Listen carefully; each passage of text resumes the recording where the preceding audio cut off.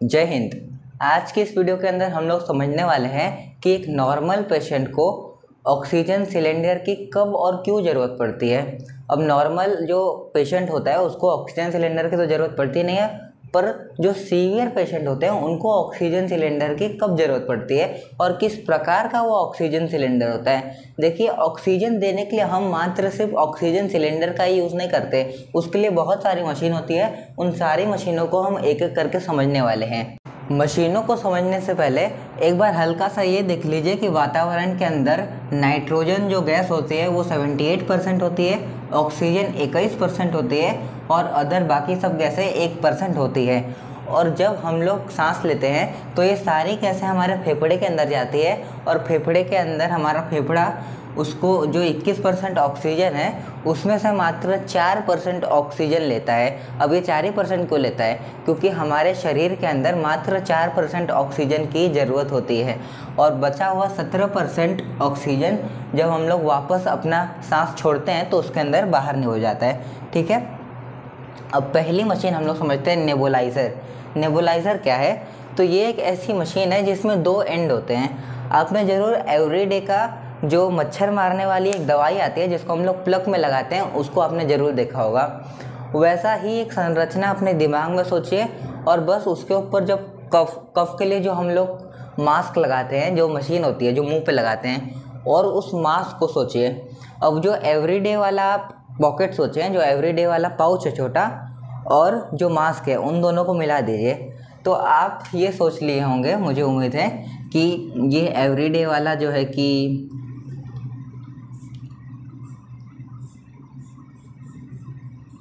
ये एवरीडे वाला है जिसको आप प्लग है इसमें, इसको आप लगाते हैं अपने इलेक्ट्रिक बोर्ड के अंदर और यहीं पे आपने बना दिया है मास्क।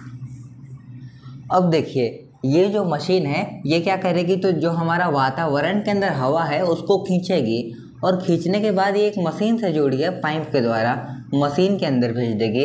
अब यह मशीन क्या करेगी, उसके अंदर से बाकी नाइट्रोजन और अदर गैसेस निकाल करके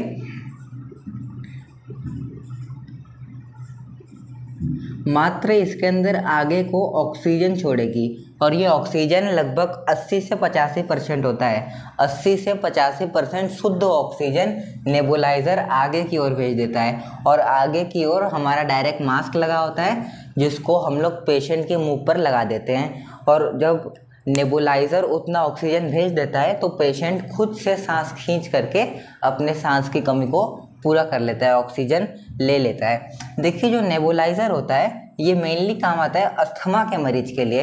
अस्थमा के मरीज के लिए उसके अंदर से जहाँ पे जो पेशेंट है वो मुंह पे लगाता है मास्क, उसी के जस्ट नीचे दवाई डाल दी जाती है और इसके अंदर भाप बनाने की भी क्षमता होती है नेबुलाइज़र के अंदर। तो भाप द्वारा जो मशीन हमारे शरीर के अंदर जाती है अस्थमा वाले पेशेंट के लिए, तो वो लंग्स तक आराम से वो दवाइयाँ पहुंच जाती है और अपना काम करती है। तो नेबुलाइज़र अस्थमा के पेशेंट के लिए बनाया गया था, पर जब कोरोना काल चल रहा था तो उस समय जब ऑक्सीजन सिलेंडर बहुत ज़्यादा महंगे थे तब लोग नेबुलाइज़र का उपयोग कर रहे थे ऑक्सीजन लेने के लिए, पर उसके अंदर वो लोग दवाई नहीं डाल रहे थे।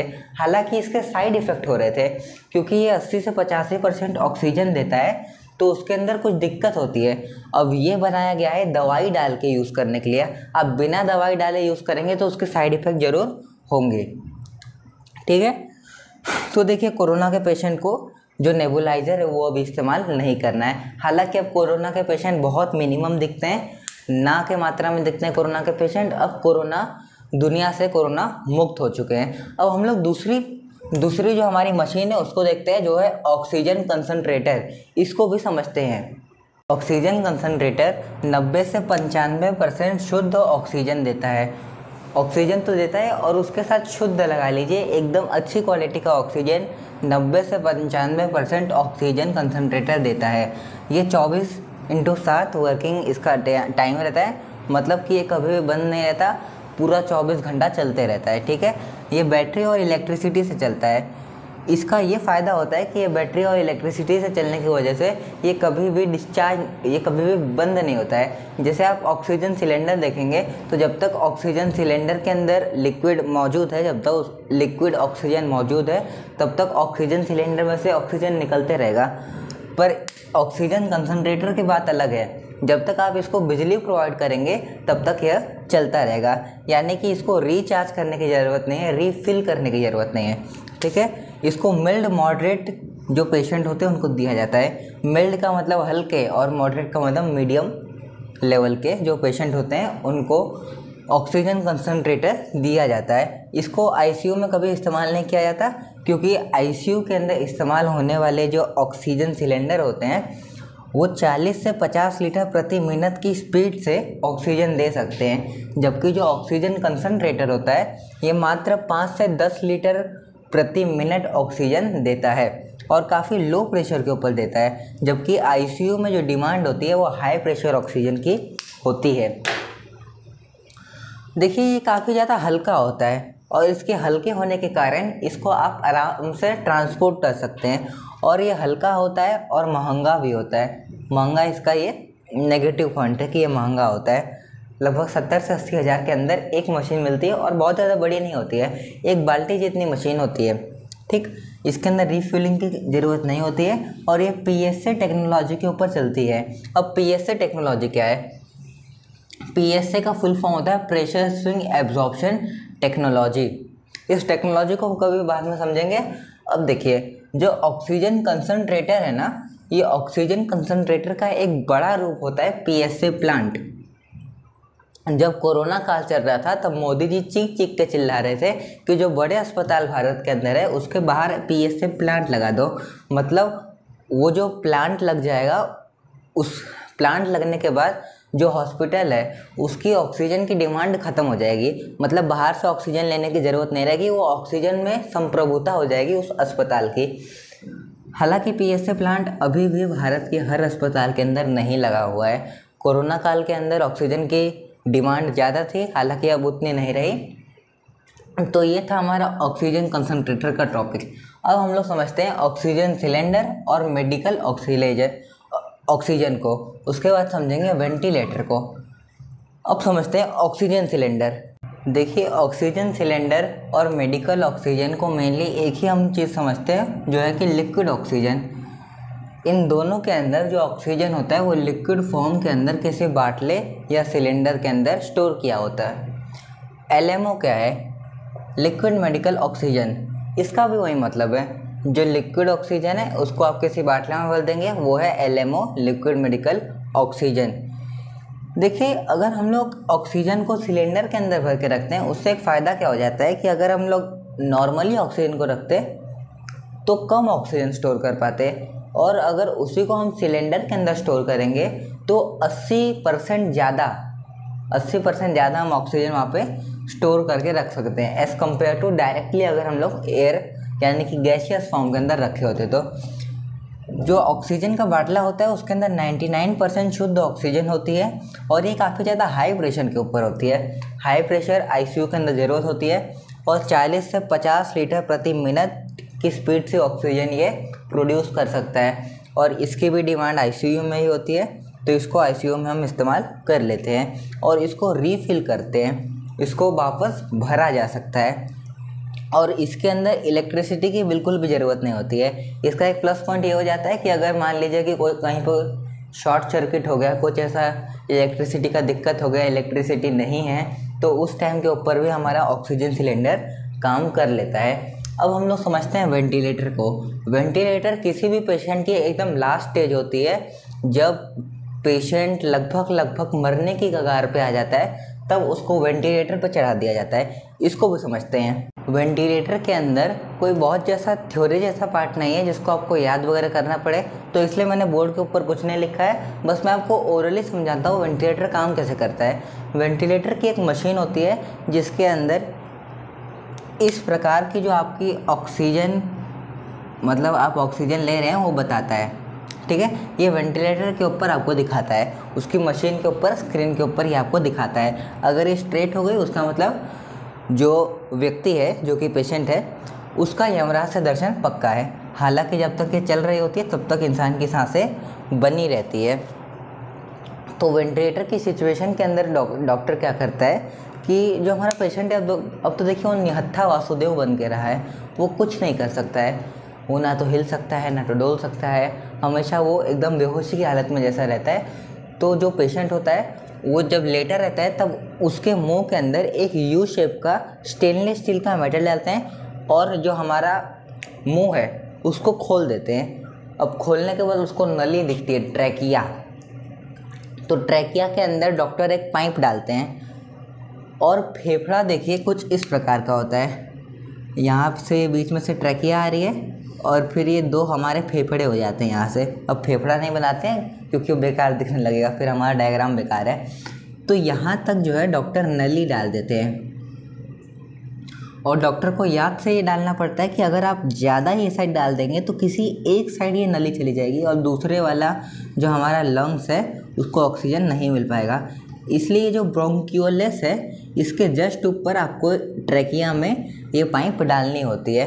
मैं आपको रेस्पिरेटरी सिस्टम समझा रहा था, उसके अंदर सब कुछ समझाया था कि ये ट्रैकिया होता है, फिर ये ब्रोंकाई होता है, फिर और छोटे छोटे भाग में ब्रोंकियोलस, उसके बाद एल्वियोली। अगर आप भूल गए होंगे या फिर आप उस वीडियो को नहीं देखे होंगे तो आप उसको भी देख लीजिएगा। आप रेस्पिरेटरी सिस्टम आदर्श यादव सर्च करेंगे तो आ जाएगा यूट्यूब के ऊपर। ठीक, तो यहाँ तक जो है डॉक्टर नली डाल देते हैं और इस नली के अंदर से एकदम हाई प्रेशर में ऑक्सीजन आता है जो कि पूरा 99% ऑक्सीजन होता है, फेफड़ों के अंदर जाता है। यहाँ पे ब्लड आके पूरा प्यूरिफाई होता है ब्लड और वापस जो मशीन है वेंटिलेटर खींचता है वापस, क्योंकि उस टाइम के ऊपर जो पेशेंट है उसको वापस सांस छोड़ने तक का वो होश में नहीं रहता है और सांस वापस छोड़ने के लिए भी प्रेशर लगाना पड़ता है। लंग्स के अंदर हल्का सा भी जान ही नहीं है कि वो प्रेशर लगाए, इसलिए वेंटिलेटर वापस अपनी ऑक्सीजन को खींच लेता है। ठीक है, ये हो गया वेंटिलेटर। अब कुछ नॉर्मल सी बातें हैं जैसे ओपीडी वगैरह, वो भी मैं आपको समझाता हूँ। बस इतना ही था वेंटिलेटर का काम, ज़्यादा कुछ रॉकेट साइंस नहीं है वेंटिलेटर के अंदर। वेंटिलेटर अगर किसी को लग गया है तो लगे हुए पेशेंट को देख करके बहुत टेंशन होती है, क्योंकि एकदम लास्ट स्टेज के ऊपर वेंटिलेटर यूज़ किया जाता है और कई बार बचने के जो चांसेस होते हैं वो काफ़ी ज़्यादा कम होते हैं वेंटिलेटर के पेशेंट के ऊपर। जो हम लोग का मेन टॉपिक था वो तो ख़त्म हो चुका है, पर मैं आपको कुछ जनरल नॉलेज देना चाहता हूँ। जैसे कि देखिए, जो ओपीडी होता है उसका फुल फॉर्म होता है आउटर पेशेंट डिपार्टमेंट।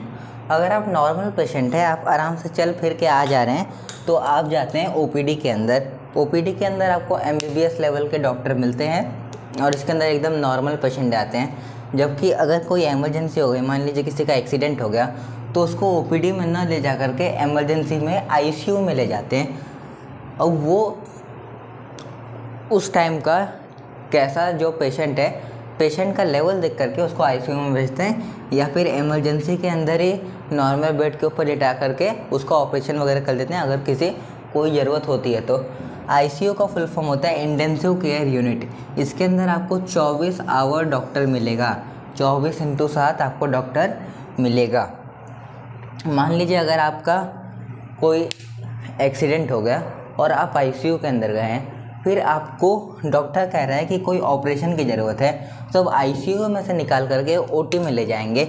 यहाँ पे ओटी का मतलब ओवर टाइम नहीं है, ऑपरेशन थिएटर है। ऑपरेशन थिएटर के अंदर ले जाएंगे और उसके अंदर फिर आपको ऑपरेशन हो जाएगा।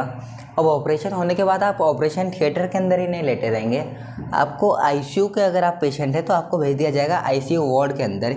ये आईसीयू वार्ड भी काफ़ी ज़्यादा हाईटेक होता है। इसके अंदर भी हर समय आपको डॉक्टर मिलता है, हर समय नर्स मिलती है और आपका सारी चीज़ें पर्सनल होती है।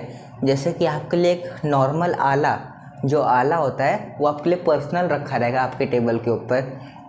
हालांकि रूम नहीं मिलता है इसके अंदर, नॉर्मली एक लाइन से सारे बेड होते हैं, पर आपको एक मतलब जो सारी चीज़ें आपके इलाज के लिए लगने वाली है वो आपके लिए पर्सनल रखी होती है। और देखिए, अगर कोई नॉर्मल पेशेंट है जो कि एडमिट हुए तो उसको जनरल वार्ड के अंदर रखा जाता है और कुछ देर में इसको डिस्चार्ज कर दिया जाता है। और इसके अंदर ज़्यादा से ज़्यादा 4 से 5 घंटे के अंदर एक बार डॉक्टर आता है, एक बार राउंड मार लेता है, कोई ज़रूरत हो तो। ठीक है, इसी के साथ हम लोग की आज की वीडियो समाप्त होती है और सभी लोग की उम्मीद है कि सभी लोग की दिवाली काफ़ी ज़्यादा खुशहाल मनी होगी। हमारी भी दिवाली काफ़ी अच्छी गई और अगली वीडियो के अंदर इसी प्रकार किसी इंटरेस्टिंग टॉपिक को समझेंगे। तब तक के लिए जय हिंद।